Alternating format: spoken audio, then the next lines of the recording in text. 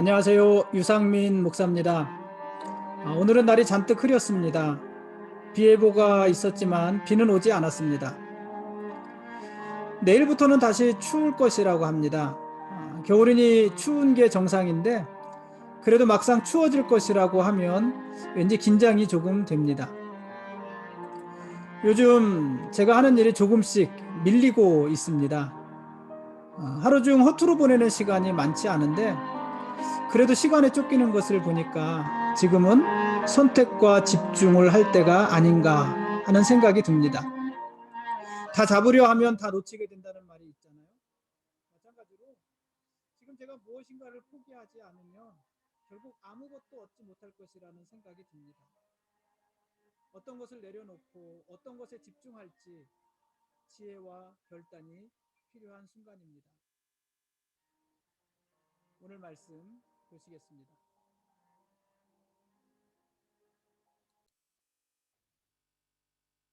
오늘 읽을 말씀은 창세기 42장에서 44장까지 말씀입니다.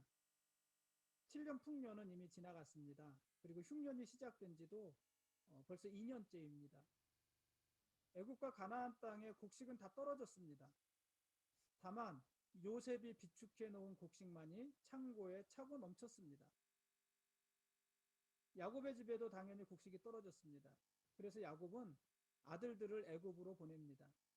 애굽에 가서 곡식을 좀 사오라는 것입니다. 그래서 야곱의 아들들은 곡식을 사러 애굽에 가게 되고 그곳에서 자기들도 모르는 사이에 요셉에게 절을 하게 됩니다. 20여 년 전에 요셉이 꿨던 꿈이 드디어 이루어지는 순간입니다. 형들이 이 요셉을 종으로 팔 때 그때 형들은 이렇게 말을 했었습니다. 그의 꿈이 어떻게 되는지를 우리가 볼 것이니라. 지금 우리가 요셉을 죽일 수도 있고 또 요셉을 팔 수도 있는데 우리 마음인데 우리가 요셉을 죽이면 요셉의 꿈이 어떻게 이루어지겠느냐? 또 우리가 요셉을 멀리 팔아버리면 요셉의 꿈이 어떻게 이루어질 수 있겠느냐? 그런 말이잖아요. 우리가 요셉을 팔고 요셉의 꿈이 어떻게 되는지 지켜보겠다. 하나님이 그 꿈을 이루실 수 있는지 없는지 지켜보겠다. 이렇게 말을 하는 것이에요. 얼마나 교만한 말입니까? 근데 그로부터 20여 년이 지난 지금 이 형들은 요셉에게 절을 하면서 자기들뿐만 아니라 자기들 가족들의 생명을 구걸하고 있는 것입니다. 하나님이 하시는 일을 누가 막을 수 있겠습니까? 하나님이 작정하신 일을 누가 대적할 수 있겠습니까? 그럴 수 있는 사람은 아무도 없습니다. 그런데 사람들은 끊임없이 하나님을 막아설 수 있다고 생각을 합니다. 그리고 하나님을 대적합니다. 믿음의 사람들도 마찬가지입니다. 이삭은 큰 자가 작은 자를 섬기리라는 하나님의 말씀에도 불구하고 마지막 순간까지 에서를 축복하려고 했습니다. 그러나 그 일이 자기 뜻대로 되지 않습니다. 하나님을 거스릴 수 없었던 것입니다. 이삭은 자기도 모르는 사이에 에서가 아닌 야곱을 축복하게 됩니다. 그리고 야곱이 에서를 피해서 외삼촌의 집으로 도망갈 때 정식으로 또 한 번 야곱을 축복하게 됩니다. 야곱은 어떨까요? 하란을 떠나서 세겜 땅에 도착한 야곱은요. 그 세겜 땅에 오랫동안 머물면서 베델로 올라가지 않습니다. 아버지 이삭의 집으로도 가지 않습니다. 그것은 하나님의 뜻에 반하는 일들이었습니다. 그런 야곱이 세겜에서 딸 디나가 강간을 당하고 그 아들들이 세겜 사람들을 무자비하게 죽이고 난 후에야 비로소 베델에 올라가고 아버지 집으로 돌아가게 됩니다. 오늘 야곱의 아들들도 그렇지 않습니까? 그들은 요셉을 죽이거나 팔아서라도 하나님의 뜻을 거스릴 수 있다고 생각했고 또 그렇게 실행을 했지만 그러나 요셉은 죽지 않았고 오히려 애굽의 총리가 되어서 자신들을 구원하는 주인이 됩니다. 요셉의 형들은 몇 번이나 요셉에게 머리를 조아리면서 절을 해야만 했습니다. 하나님이 왕이십니다. 그 말은 우리는 왕이 아니라는 말이죠. 하나님이 왕이시고 우리는 왕이 아닙니다. 그래서 우리는 하나님을 대적할 수 없습니다. 우리가 할 수 있는 일은 하나님께 순종하는 것밖에는 없습니다. 그게 정상인 것입니다. 우리는 하나님께 순종함으로 하나님의 백성된 우리의 의무를 다하는 것이고, 우리는 하나님께 순종함으로 하나님이 왕이시라는 우리의 신앙 고백을 드리는 것입니다. 우리가 하나님을 대적하지 않고 그렇게 순종하면서 사는 것, 그것이 잘 사는 것이고, 그런 관계가 하나님과 우리 사이의 바른 관계입니다.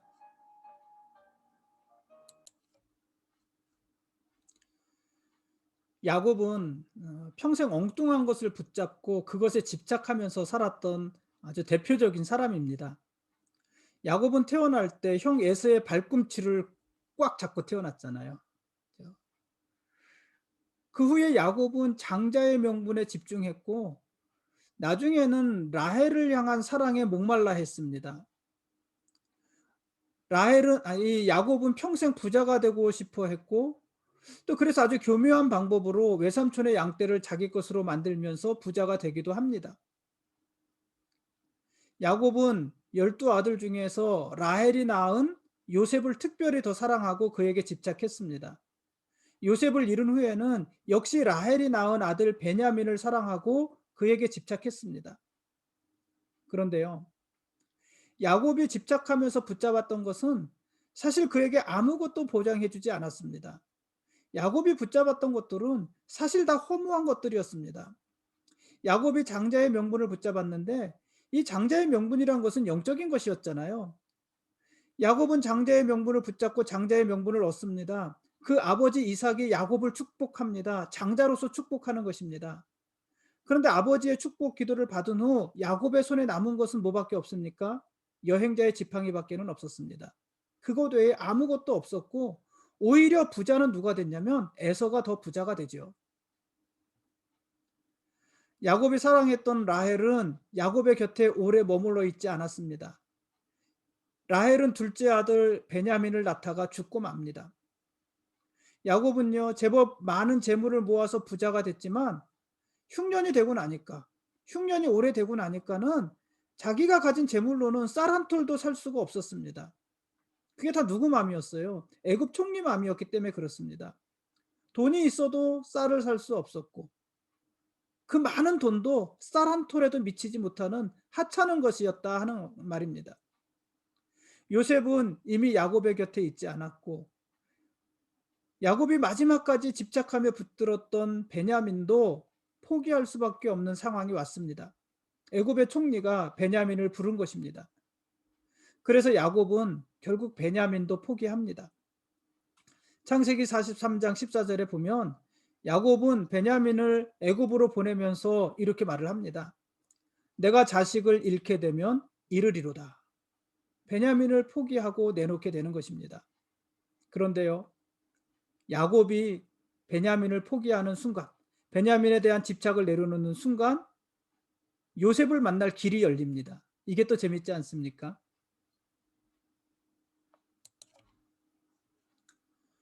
형들은 베냐민과 함께 애굽으로 갔습니다. 그런데 이번에는 베냐민이 도둑으로 몰립니다.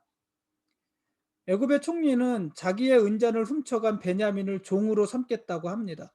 물론 이 모든 일은 형들을 떠보기 위해서 요셉이 꾸민 일이었습니다. 그런데 그때 야곱의 12아들 중 넷째인 유다가 나서서 이렇게 말을 합니다. 이제 주의 종으로 그 아이를 대신하여 머물러 있어 내 주의 종이 되게 하시고 그 아이는 그의 형제들과 함께 올려 보내소서. 자기가 대신 종이 되어서 애굽에 남아 있을 테니까 베냐민은 그를 사랑하는 아버지에게 보내달라는 것입니다. 예전에 형들은 아버지의 편애를 질투해서 요셉을 팔았습니다. 사실 도단에서 요셉을 팔자고 제일 먼저 제안한 사람이 이 유다였습니다. 형제들은 아버지의 편애가 싫었던 것입니다. 요셉만 편애하는 아버지에게 미운 감정이 있었고 또 요셉에게 질투를 했던 것입니다. 그래서 요셉을 판 것입니다. 그런데 지금 베냐민이 그 아버지의 편애를 받고 있잖아요. 그런데 지금 형제들은 더 이상 그 사실에 대해서 질투하지 않습니다. 오히려 아버지가 사랑하는 아들을 아버지에게 돌려보내기 위해서 유다가 나서서 자기가 대신 종이 되겠다고 합니다. 이 모습에 요셉이 형제의 정을 억제하지 못하고 자신이 요셉임을 밝히게 됩니다.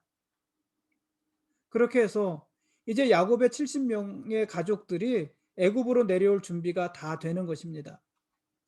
야곱은 요셉을 보기 위해서 가족을 모두 거느리고 애굽으로 내려올 것입니다.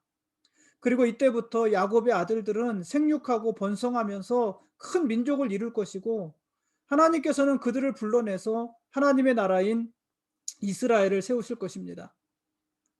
하나님의 역사는 사람들이 만들어가는 것이 아니라 하나님이 정하신 시간에 한치의 오차도 없이 하나님이 이루어 가시는 것입니다.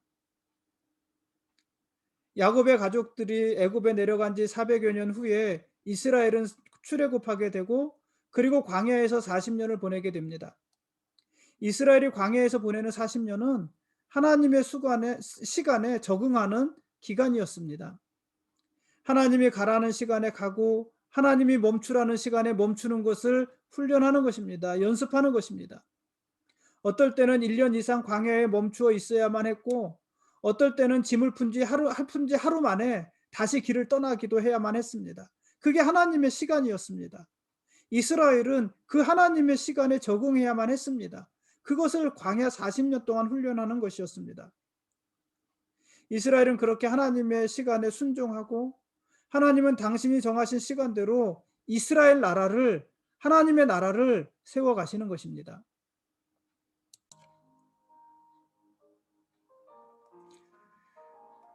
지금까지 창세기 42장부터 44장까지 말씀에 대한 길라잡이였습니다. 내일은 창세기 45장에서 47장까지 말씀을 읽겠습니다. 베냐민을 대신해서 종이 될 것을 자처하는 유다의 모습에 요셉이 감동합니다. 재밌는 것은요, 이후로 유다와 베냐민은 아주 특별한 관계가 됩니다. 유다 지파 사람인 다윗은 베냐민 지파 사람이었던 요나단과 아주 각별한 우정을 나누게 됩니다. 이스라엘이 남과 북으로 나누어지게 되잖아요. 이스라엘이 남과 북으로 나누어질 때 다 북쪽으로 갔지만 오직 베냐민 지파만 유다 지파의 곁을 지켰습니다. 그래서 남유다 왕국을 이룹니다. 바사왕 아하수에로가 다스리던 때에 하만이란 사람이 유대인을 진멸시키려 한 적이 있습니다. 그때 목숨을 걸고 나서서 유대민족을 구원한 사람이 베냐민 지파 모르드게와 에스더 왕후였습니다. 무엇보다도요, 이 땅에 메시아로 오신 예수 그리스도, 그분은 유다 지파 사람이었고, 평생 그 예수를 전하며 살았던 사도 바울, 그는 베냐민 지파 사람이었습니다. 참 특별하고 재밌지 않습니까? 베냐민을 대신해서 종이 될 것을 자처했던 유다는 아브라함의 언약을 이어가게 됩니다. 원래대로 하면 아브라함의 언약은 누가 이어가야 돼요? 아브라함과 이삭과 야곱, 그 다음에 야곱의 첫째 아들인 르우벤, 이렇게 돼야 되잖아요. 근데 르우벤은 장자의 자격을 잃어요. 왜냐하면 그가 아버지의 소모를 강간하거든요. 그래서 장자의 자격을 잃게 되고, 그럼 둘째가 누구냐면은 시므온이고 셋째가 레위인데, 이 시므온과 레위도 장자의 명분을 이어가지 못해요. 왜냐하면 그들은 세겜 땅에서 세겜 사람들을 무자비하게 학살했잖아요. 하나님이 그것을 좋아하지 않으셨어요. 그래서 그들도 장자의 명분을 잃어버리게 되고, 그래서 누가 장자의 명분을 이어가냐면 아브라함의 언약을 이어가냐면 넷째인 유다가 이어가게 되는 것입니다. 물론 유다에게도 큰 실수들이 있죠. 유다가 어떤 실수를 합니까? 유다는요, 가나안 여자랑 결혼을 했고, 자기 본인도 가나안 여자랑 결혼을 했고, 그러니까 이방인과 결혼을 한 거예요. 자기 아들들도 이방인들, 가나안 여자들과 결혼을 시키잖아요. 그리고 아들이 죽어요. 아들들도 잘 못 가르쳤어요. 이 유다의 아들들은 하나님 보시기에 악한 자들이었어요. 그래서 하나님이 죽이시잖아요. 그 후에 유다는 며느리 다말을 통해서 또 2명의 아들을 낳잖아요. 물론 며느리인 줄 알고 낳는 것은 아니고 창녀인 줄 알고, 들어갔다가 두 아들을 낳게 되는데 그 여자가 며느리였던 것이에요. 그러니까 이게 얼마나 부끄럽고 수치스러운 일입니까? 유다에게도 이런 실수가 있습니다. 허물이 있습니다. 그렇지만 결국 유다가 하나님의 언약, 아브라함을 통해서 주신 그 언약을 이루어 가게 되는데 그 배후에는 오늘과 같은 이런 사건이 있는 것이에요. 스스로 나서서 종이 되기를 자처했던 유다. 베냐민을 그 아버지에게 돌려보내기 위해서 스스로 종이 되려고 했던 유다. 여러분 이때 유다의 나이가 몇 살이나 됐을까요? 제가 뭐 구체적으로 계산은 안 해봤습니다만은 대충 생각하면은 50은 넘었을 것 같아요. 왜냐하면은 요셉이 애굽에 팔려갈 때 나이가 17살이었고 그러니까 총리가 될 때 나이가 30살이었고 그 30살 이후 7년 흉년이랬으니까 37살이고 2년째 흉년이니까 39이잖아요. 요셉의 나이가 39살이에요. 그러면은 이 유다는 넷째니까 10년 이상은 차이가 나지 않았겠습니까? 한 50살은 넘지 않았을까 생각이 돼요. 그 나이에 종을 자처하는 것이에요. 그 유다가 아브라함의 언약을 이어가게 되고 그래서 그 유다 지파에서 다윗 왕이 나오고 다윗 왕의 후손으로 예수님이 오시게 되는 것입니다. 하나님께서 그런 신기한 방법으로 이스라엘 나라를 세워 가시는 것입니다. 그리고 그런 방법으로 하나님께서는 새 하늘과 새 땅을 만드시고 영원한 하나님의 나라, 하나님의 왕국을 우리에게 선물하실 것입니다. 그 하나님, 역사를 이루어 가시는 그 하나님, 그 하나님이 오늘 우리의 왕이시고 우리는 그분의 거룩한 백성들입니다. 고맙습니다.